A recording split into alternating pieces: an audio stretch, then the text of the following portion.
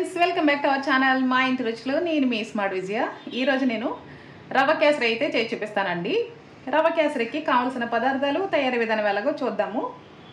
ముందుగా ఒక కప్పు బొంబాయి రవ్వను అయితే తీసుకున్నానండి. ముందుగా మనం తీసుకున్న రవ్వని స్టవ్ వెలిగించి కడాయి పెట్టేసి కొద్దిగా నెయ్యి అయితే వేసి ఒక 5 నిమిషాలు అయితే కలర్ మారేంత వరకు వేయించుకోవాలండి. మనకి రవ్వ కలర్ అయితే చేంజ్ అయింది కదండి. ఇప్పుడు ఇది ఒక ప్లేట్లోకి అయితే తీసేసుకుంటాను. ఇప్పుడు ఇదే కడాయిలో కొద్దిగా నెయ్యి వేసుకుని డ్రై ఫ్రూట్స్ని వేయించుకుందామండి.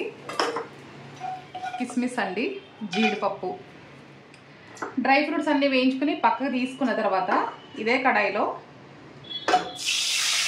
2 కప్పులు వాటర్ వేసుకుని 1 కప్పు పంచదార అయితే వేసుకుంటున్నానండి. ఇది మనకి బాగా కరగాలి. స్వీట్ తక్కువ తినే వాళ్ళు కొంచెం తగ్గించి వేసుకోండి. పంచదార అయితే కరిగిపోయిందండి. ముందుగా రెడీ చేసి పెట్టుకున్న రవ్వను కూడా వేసేసుకుందాము.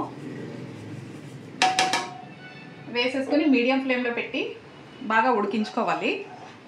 మనకి రవ్వ కేసరి అయితే ఉడికిపోయిందండి. ఇప్పుడు ఇందులో మనం నెయ్యి వేసుకుందాము. నెయ్యి కొంచెం ఎక్కువే వేసుకోండి, టేస్ట్ అయితే బాగుంటుంది. బాగా కలిపేసుకున్న తర్వాత ఇందులో మనం కొద్దిగా యాలకుల పొడి అయితే వేసుకుంటున్నానండి. మీకు నచ్చితే ఫుడ్ కలర్ కూడా వేసుకోండి, నేనైతే వేయట్లేదు. అలాగే చివరిగా వేయించుకున్న డ్రై ఫ్రూట్స్ని వేసేసుకుందాము. అంతేనండి, ఎంతో టేస్టీగా ఉండే రవ్వ కేసరి అయితే రెడీ అయిపోయింది. ఈ రెసిపీ మీకు నచ్చితే తప్పకుండా లైక్ చేయండి, షేర్ చేయండి.